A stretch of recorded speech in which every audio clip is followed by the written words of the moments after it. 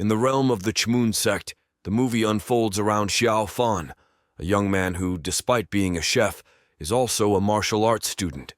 His benevolence and innocence render him vulnerable to pranks by senior students, except for his true friend Ling'ER.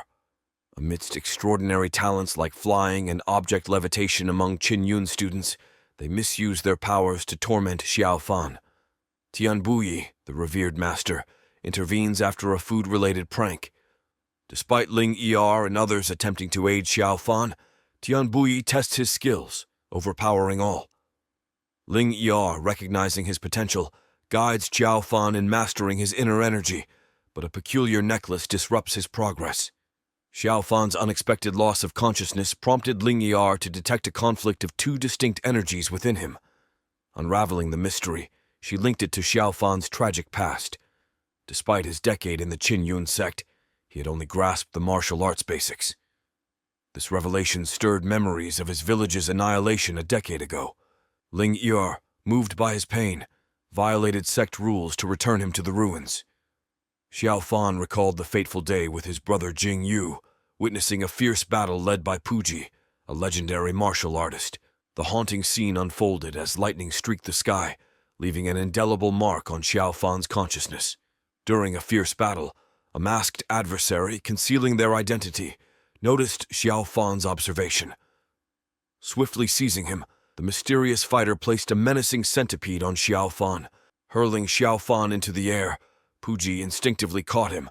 The centipede concealed within Xiao Fan's clothing emerged, biting Puji's hand. Reacting swiftly, Puji smeared his wound to counteract the venom. Seizing the opportunity, the masked adversary brandished a lightning-charged sword. Recognizing the imminent threat, Puji prepared for an epic confrontation, unleashing a massive surge of energy between them. The next morning revealed a grim sight. Xiao Fan and Jingyu's village lay in ruins, with not a soul spared. The tragedy weighed heavily on their hearts, especially upon discovering their parents among the lost. Approached by Buyi, the master of the Chmun Sect, and his disciples, they investigated the devastation. Jingyu, aware of Puji's reputation, pleaded to be his disciple for martial arts training, driven by the desire to protect and avenge. Touched by Jingyu's determination, Buyi agreed and recognized the potential in Xiao Fan as well.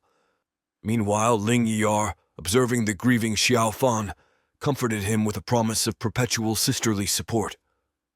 Buyi arranged for the brothers' training, Jingyu at the Dragonhead Summit, and Xiao Fan directly under Buyi at the Blackwood Summit. As years passed, Jingyu excelled, becoming a commendable swordsman, while Xiao Fan progressed modestly. 6 decades later, a significant event loomed. The once every 60-year martial arts tournament for the Chmun Sect. Invited by senior students, Xiao Fan found himself in a meadow, unwittingly drawn into the chaos of students eager to catch a glimpse of the renowned Lu Shuiqi. Abandoning Xiao Fan to the curious group's whims, the students retreated, gleefully tying him up and playfully tossing him into a nearby chasm. Desperate to appease, Xiao Fan offered to cook, but Shuiqi had a different punishment in mind. Ants inside his clothes, causing discomfort as they nipped at his skin. Xiao Fan's friends arrived, attempting relief by immersing him in warm water. Ling'ER intervened with gentle care, applying soothing ointment. The next morning, by a tranquil lake, Xiao Fan fed Lingjun, a water dragon, his thoughts consumed by Ling'ER. Confiding in the dragon about his blossoming romantic feelings, he contemplated whether to share them, surprised as Ling'ER handed him a martial scripture. Ling'ER, slyly preventing the martial scripture from reaching Buyi's chamber, urged Xiao Fan to explore its teachings for enhanced martial skills ahead of the impending martial arts tournament. Immersed in meditation with the scripture, Xiao Fan aimed for mastery over his qi, yet persistent issues surfaced, his stone necklace reacting, reflecting conflicting qi streams akin to the episode with Ling'ER. Memories resurfaced, the village decimation, lifeless neighbors, and a crucial encounter with Puji. Puji had gifted him the bloodsucker stone, instructing its disposal. Xiao Fan suspected the bloodsucker stone hindered his progress, its conflict with Buyi's teachings and Puji's leaving him trailing peers. Guided by Puji, he decided to discard the stone. A mischievous monkey's attempted theft led to a chase, ending with Xiao Fan in a lake. A mysterious force pulled him towards a radiant hole, but the stone intervened, propelling him back. The persistent monkey triggered a fierce tug of war, biting Xiao Fan's arm. He shoved it into sinking mud. Observing his bleeding arm, the stone absorbed his blood. A celestial phenomenon ensued as the staff, associated with the dark-hearted demon Cain, captivated the Chmun Sect masters. Xiao Fan wielded the staff's mystic powers, transforming the once aggressive monkey into a docile companion. A mysterious girl, Biyao, lunged for the staff, but Xiao Fan, aided by Shuiqi and Ling'ER, repelled her. Frustrated, Biyao tried infiltrating Xiao Fan's room but failed. The staff magically returned to him. The staff, seemingly inanimate, her subsequent awakening, marked by surprise and embarrassment, led her to exploit Xiao Fan's innocence, fabricating charges against him for the staff's reparation. Biyao's momentary triumph was cut short as the staff autonomously returned to Xiao Fan. Frustrated, she slapped him sternly, and as she exited hastily, the seemingly inanimate staff subtly empathized with Xiao Fan's grievances, expressing subtle acknowledgement. As the day unfolded, Xiao Fan immersed in mundane chores, while his peers prepared for the impending martial tournament. Biyao surprised everyone by announcing Xiao Fan's inclusion. Seniors staged a mock duel, revealing Xiao Fan's chi control issues. Buyi's intervention and Jing Yu's arrival heightened tensions. Jing Yu's suspicions about Buyi's sincerity attracted Ling'ER's attention, leading to a near confrontation. Qi Hao diffused the situation, apologizing for Jing Yu's conduct. Ling'ER's affection for Qi Hao introduced a new romantic subplot, amplifying the Chmun Sect's intricacies in this dimension. The potential alliances or rifts hinted at in this scenario could shape the narrative's trajectory. Upon his return, Xiao Fan was surprised to find Biyao barbecuing wild pork, dispelling fears for his pet dog. While preparing the meal, Biyao contemplated making a move, but Xiao Fan's kind gesture changed her mind. As they enjoyed the food together, Xiao Fan and Biyao bonded in the hidden cave, where she disclosed her escape from the Chmun Sect. This revelation marked the beginning of their budding friendship. In a promise of protection, Xiao Fan vowed to keep her safe from those chasing her, setting the stage for their alliance. As the excitement grew, the big martial arts tournament hosted by the Chmun Sect unfolded, with disciples from 7 sects adding a unique flair to the arena. Amid them, Xiao Fan rejoiced to spot his old friend Shu Shu from the Fungi Summit.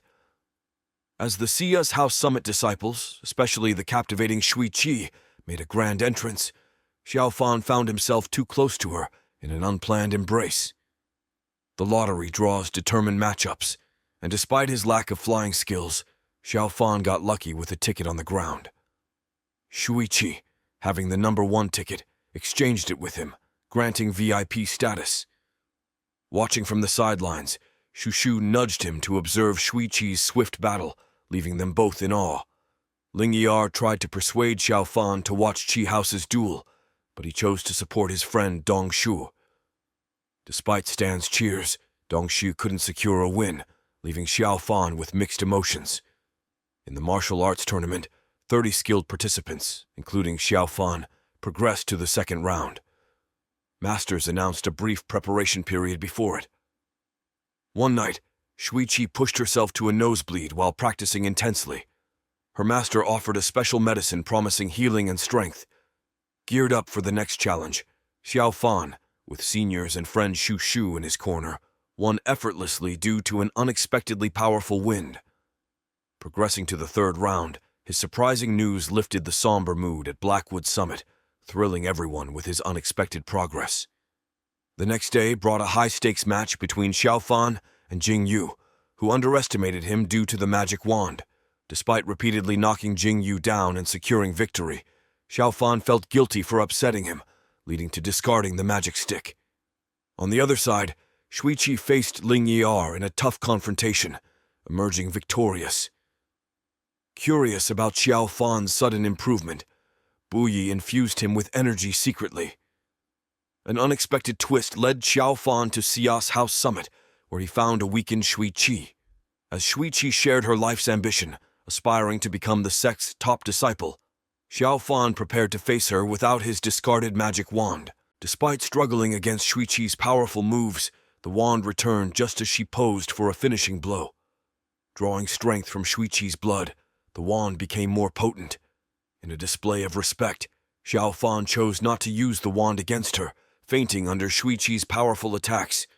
Tournament observers grew suspicious, raising concerns about Xiao Fan's potential involvement in forbidden demonic martial arts linked to the Demon King's lore. As the Demon King's sinister plot unfolded, chaos engulfed the Chmun Sect.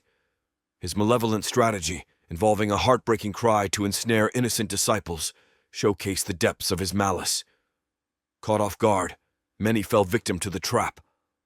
Amidst the turmoil, Xiao Fan, with an inexplicable connection to a powerful wand, became the center of suspicion and intrigue. Despite thorough examination revealing no trace of demonic energy, the wand's resistance convinced masters of Xiao Fan's intrinsic link to its power. Friends' heartfelt appeals temporarily halted harsh measures, sparing Xiao Fan from execution, but leading to his imprisonment, guarded constantly. During confinement, Biyao infiltrated defenses, rescuing Xiao Fan, but shocking him by leading straight to the Demon King, revealing her identity as the princess of the demonic realm. Feeling betrayed, Xiao Fan squared off against the Demon King, defended by Biyao's courageous act.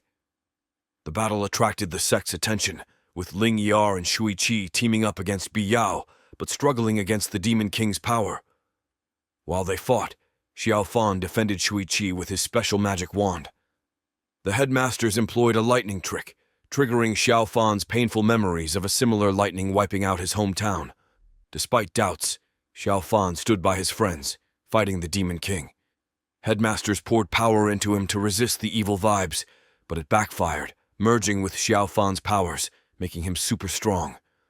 He easily defeated the Demon King but lost control, turning villainous. Discovering a headmaster's role in his village's destruction, he sought revenge. Biyao and the gang confronted him, but Xiao Fan's strength overwhelmed them. He was about to harm Biyao, but Ling'ER stepped in, sacrificing herself. In her last moments, she jogged Xiao Fan's memory, snapping him back to reality. Shuiqi attacked, but Dongxi shielded Xiao Fan, willing to risk everything. Biyao intervened, telling Xiao Fan to run. Branded a villain by the Chmun Sect, Xiao Fan left. As he departed, a water dragon, previously chilling in a nearby lake, burst out and flew into the sky, concluding the movie with the moral: always say yes when a water dragon offers to babysit. They make splendid nannies.